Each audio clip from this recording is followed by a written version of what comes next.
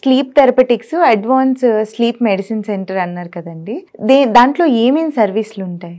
So sleep centre అనే దాంట్లో actually sleep consultations అంటే నిద్రకు సంబంధించి ఎవరైనా సపోజ్ పేషెంట్ మన దగ్గరకు వచ్చారు, సో ఫస్ట్ వాళ్ళ ప్రాబ్లం ఏంటి తెలుసుకొని కన్సల్టేషన్ అయిపోయిన తర్వాత కొన్ని టెస్ట్ ఉంటాయి, లైక్ స్లీప్ స్టడీ అంటాం.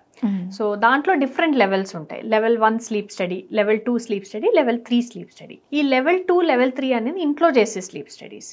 లెవెల్ 1 అనే దానికి ల్యాబ్ అవసరం. సో ఈ ల్యాబ్ అనేది స్లీప్ థెరపెటిక్స్లో ఉంటుంది. ఇప్పుడు ల్యాబ్లో స్లీప్ స్టడీ చేసినప్పుడు ఏంటి అంటే ఒక కెమెరా, ఒక టెక్నీషియన్, సో మనదంతా స్టడీ చేయడానికి లైక్ బ్రెయిన్ యాక్టివిటీ కానీ, మజిల్ యాక్టివిటీస్ కానీ, హార్ట్ యాక్టివిటీ, మన ఓవర్ నైట్ బీపీ మానిటరింగ్, మన బ్రీతింగ్ ఎలా ఉంది, సో ఆక్సిజన్ లెవెల్స్ ఎలా ఉన్నాయి, బాడీలో అయ్యే ఎలక్ట్రికల్ యాక్టివిటీ, ఎక్కడెక్కడికైతే ఎలక్ట్రికల్ ఇంపల్సెస్ పాస్ అవుతున్నాయో ఇవన్నీ కూడా మనకి రికార్డింగ్ నైట్ అవుతూ ఉంటాయి.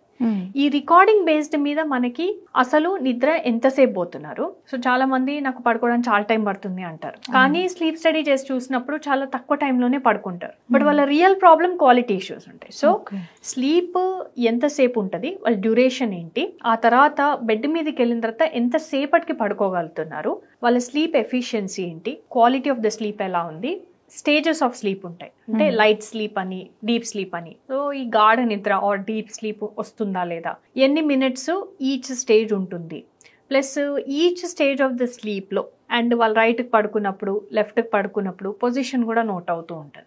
ఇవన్నిట్లో వాళ్ళకి ఎటువంటి sleep related physical health problems ఉన్నా, అంటే స్లీప్ యాప్నియా కానివ్వండి, లేదు అని అంటే కొన్నిసార్లు డీప్ స్లీప్ డిసార్డర్స్ అంటాం, సో లేదు అని అంటే ఇలా నిద్రలో నడవడమో అరవడమో ఇవన్నీ చేయడం, ఇలాంటివి ఏమన్నా స్లీప్ హెల్త్ డిసార్డర్స్ ఉంటే, ఫిజికల్ హెల్త్ డిసార్డర్స్ ఉంటే అవన్నీ కూడా మనకి స్లీప్ స్టడీలో తెలుస్తాయి. సో దీనికి మనకు ఒక 5 ల్యాబ్స్ స్లీప్ థెరపెటిక్స్లో ఉన్నాయి. అండ్ దాంతోపాటు కొన్ని ట్రీట్మెంట్ సర్వీసెస్, సో ఇవి మేము ల్యాబ్లోనే కాదు ఇంట్లో కూడా జనరలీ స్లీప్ స్టడీస్ చేస్తుంటాం.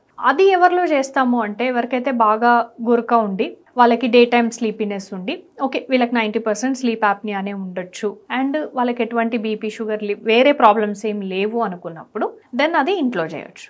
ఇలాంటి వాళ్ళలో కాకుండా వేరే అదర్ కేటగిరీ పేషెంట్స్ అందరికీ కూడా మనం ల్యాబ్లో చేస్తాం. ఎస్పెషల్లీ ఏదైనా కార్డియాక్ ఇష్యూస్ ఉన్నాయి, బీపీ ఉంది, షుగర్ ఉంది, ఇలాంటి పేషెంట్స్కి స్లీప్ ల్యాబ్లో స్టడీ చేయడమే బెటర్.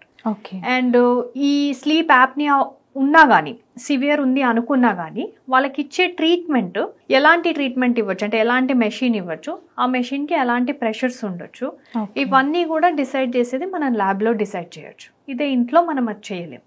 సో ఇది స్లీప్ స్టడీ. ఇది కాకుండా కూడా టైట్రేషన్, ట్రీట్మెంట్ పార్ట్ అంటాం. సో ట్రీట్మెంట్కి సంబంధించిన ప్రతిదీ, whether it is a medicine, లేదు అనంటే సింపుల్ ఎక్సర్సైజెస్, లేదా ఫిజియోథెరపీ సర్వీసెస్, లేదు అనంటే సిపాప్ డివైజెస్. సో సిపాప్ అంటే ఇప్పుడు స్లీప్ యాప్నియా అనే పేషెంట్ ఉన్నారు, వాళ్ళలో ఏమవుతుంది అంటే ఈ ముక్కు నుంచి లంగ్స్ వరకు ఉన్న ఎయిర్వే ఏదైతే ఉంటుందో విండ్ పైప్, అది సన్నబడుతుంది. ఈ సన్నబడిన విండ్ పైప్ ని మనం ఎప్పుడైతే డైలేట్ చేస్తామో ఆర్ దాన్ని నార్మల్ డయామీటర్లోకి తీసుకొస్తామో అప్పుడు ఈ ప్రాబ్లం రాకుండా ఉంటుంది. ఇది ఒక మెడిసిన్ అనేది యాక్చువల్లీ చేయలేదు ఈ పని. సో ఈ మధ్య కొంత రీసెర్చ్ అవుతుంది, కొన్ని మెడికేషన్స్ వస్తున్నాయి, అయినప్పటికీ కూడా జనరల్గా ఏంటి అని అంటే ఈ సిపాప్ మెషిన్ గోల్డ్ స్టాండర్డ్ ఇప్పుడు. సో ఈ సిపాప్ డివైజెస్లో కూడా డిఫరెంట్ డివైజెస్, డిఫరెంట్ మాస్క్ ఇవన్నీ ఉంటాయి. సో మన దగ్గర సిపాప్ క్లినిక్ అని ఉంటుంది, అందులో we give the choice, patient experience చేయడానికి ఉంటుంది. జనరలీ ఏమవుతుంది, ఏదైనా షాప్కి వెళ్ళి ఈ మెషిన్ అని డాక్టర్ రాశారు అనుకోండి, ఎనీ డీలర్ దగ్గర ఆర్ షాప్కి వెళ్ళినప్పుడు వాళ్ళు ఓకే ఈ మెషిన్ ఉంది, ఇది రాశారు తీసుకోండి అని ఇచ్చేస్తారు. ఇందులో మల్టిపుల్ ప్రాబ్లమ్స్ వస్తాయి ట్రీట్మెంట్కి. ఒక మెడిసిన్ వేసుకోవడం మనకి ఈజీ, మనకి చిన్నప్పటి నుంచి తెలిసిందే, టాబ్లెట్ స్ట్రిప్లో తీసుకోవడం వేసుకోవడం. కానీ మెషిన్ వాడడం అనేది వచ్చినప్పుడు మాత్రం అది ఎలా వాడాలి, అసలు ఏంటది, దాన్ని ఎలా క్లీన్ చేసుకోవాలి, ఎన్నో డౌట్స్ ఉంటాయి దానికి రిలేటెడ్. వాళ్ళు కూడా చేసుకోవచ్చు అన్నమాట, వాళ్ళకి వాళ్ళే చేసుకుంటారు ఇది ఇంట్లో. సో ఈ డివైస్ అనేది మనం ఇచ్చేసి ఒకసారి వాళ్ళకి పంపించేసామంటే ఇంట్లో వాడే డివైస్ ఇది.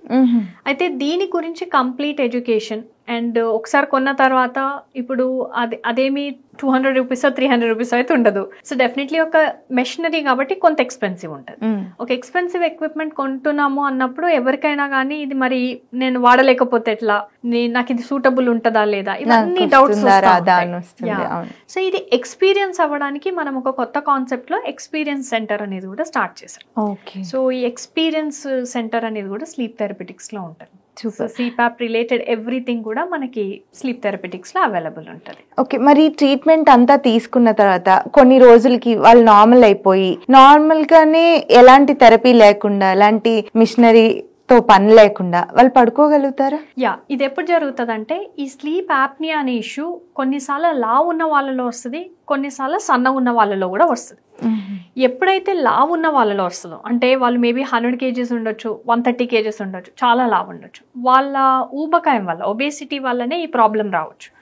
అలాంటి వాళ్ళలో నిద్ర ప్రాబ్లం ఉండి లావు తగ్గితే ఈ టోటల్గా ఈ నిద్ర సమస్య కూడా పోతుంది అనేది కాన్సెప్ట్ ఉన్నా కానీ ఒక సైకిల్లో పడిపోతారు. నిద్ర లేదు కాబట్టి హార్మోన్ డిస్టర్బ్ అవ్వడం, సో ఒబేసిటీ పెరగడం, ఒబేసిటీ ఉంది కాబట్టి నిద్ర పట్టకపోవడం, సో ఆల్ దిస్ సైకిల్లో పడతారు.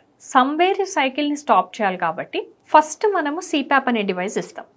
ఈ డివైస్ ఇచ్చి ఇవాల్యుయేషన్ తర్వాత ఈ డివైస్ యూజ్ చేసిన తర్వాత వాళ్ళు మెల్లగా ఎక్సర్సైజ్, డైట్ ఇవన్నీ చేసుకుంటారు.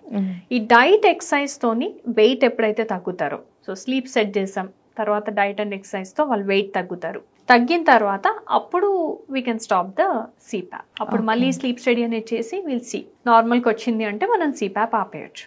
ఇదే కొంతమంది సన్నగా ఉన్న పేషెంట్స్ ఉంటారు, వాళ్ళలో స్లీప్ యాప్నియా ఎందుకు వస్తుంది అంటే లోపట ఏదైనా ముక్కు సెప్టమ్ ఉంటుంది కదా, డిఎన్ఎస్ అంటాం, అది డీవియేటెడ్ ఉన్నా, లేదు అడినాయిడ్స్ టాన్సిల్స్ ప్రాబ్లమ్స్ ఉంటాయి, ఈ కొండ నాలుక పొడుగు ఉంటుంది, సో సైనస్ ఇష్యూస్ ఉంటాయి, అలర్జీస్ ఉంటాయి. ఇలాంటి వాళ్ళలో ఏంటంటే ఆ డిసీజ్ అనేది సర్జికల్గానైనా మెడికల్గానైనా కరెక్ట్ చేసినప్పుడు జనరలీ ఈ ప్రాబ్లం అనేది కంట్రోల్లోకి వస్తుంది. ఓకే, మనం ఇప్పుడు నిద్ర లేకపోతే ఎలాంటి ట్రీట్మెంట్స్ చేయొచ్చు అన్నది మాట్లాడుకున్నాం. చాలా మంది అతిగా నిద్రపోతూ ఉంటారు, మార్నింగ్ నుంచి ఈవినింగ్ వరకు ఎప్పుడు పడితే అప్పుడు ఎంతసేపు అయినా పడుకునే ఉంటారు. ఇది కూడా ఒక ప్రాబ్లమే కదా, దీన్ని ఎలా ట్రీట్ చేస్తారు? సో ఈ అతిగా నిద్రపోయేదానికి కొన్ని ఎక్సెసివ్ డే టైమ్ స్లీపినెస్ అంటాం. ఇది ఒక సిమ్టమ్ యాక్చువల్లీ, ఈ ఎక్కువ నిద్రపోవడం అనేది. దీనికి ఒక గ్రూప్ ఆఫ్ డిసీజెస్ ఉంటాయి. ఒకటి స్లీప్ యాప్నియా మళ్ళీ మేజర్ రీజన్ అవుతుంది ఇక్కడ, ఎందుకంటే రాత్రి సరిగా నిద్ర లేనప్పుడు ఈ పొద్దున పూట డే మొత్తంలో కూడా ఎక్కువ నిద్రపోవడం అనేది ఒకటి ఉంటుంది. ఇది ఓన్లీ జస్ట్ బికాస్ వల్ల కొన్నిసార్లు వాళ్ళ అలవాట్ల వల్లనే ఉంటుంది. నైట్ చదువుకోవడమో, పార్టీకి వెళ్ళడమో, ఏదో లేకపోతే ఎలక్ట్రానిక్స్ చూడడమో, ఇలా సింపుల్ రీజన్ కూడా అవ్వచ్చు. లేదు అనంటే స్లీప్ యాప్నియా లాంటి ఒక సింపుల్ డిసీజ్ కూడా అవ్వచ్చు. లేదు అనంటే ఇడియోపాథిక్ హైపర్సోమ్నియా అంటాం, అంటే ఏ కారణం లేకుండా కూడా వారికి డే అంతా నిద్రపోతానే ఉంటారు, లేజీగా అనిపిస్తుంది. లేదు అనంటే నార్కోలెప్సీ అంటాం. వీళ్ళు ఎలా ఉంటారంటే ఇప్పుడు మనము కింద నుంచి గ్రౌండ్ ఫ్లోర్ నుంచి ఫస్ట్ ఫ్లోర్కి వచ్చే లోపు మెట్ల మీద ఎక్కడైనా పడిపోయి నిద్రపోవచ్చు, అంత నిద్ర వస్తుంది అంత. సో ఇది నార్కోలెప్సీ అంటాం. ఇది ఎప్పుడు జరుగుతుంది అంటే బ్రెయిన్ లో ఏదైనా కెమికల్ ఇంబ్యాలెన్స్ ఉన్నా జరగచ్చు. లేదు అనంటే వాళ్ళకి ఆ మనం లేవడానికో స్విచ్ ఉంటుంది, పడుకోవడానికో స్విచ్ ఉంటుంది, ఈ మెకానిజం ఉంటుంది. సో ఈ లేవడానికి ఉన్న స్విచ్, పడుకోవడానికి ఉన్న స్విచ్ లో ఏది ఇంబ్యాలెన్స్ అయినా కానీ ఆ స్పెసిఫిక్ ప్రాబ్లం వస్తుంది. సో ఈ నార్కోలెప్సీ అనే కేసెస్ కూడా మన దగ్గరికి రావడం, ట్రీట్ చేయడం జరుగుతుంటది. ఓకే.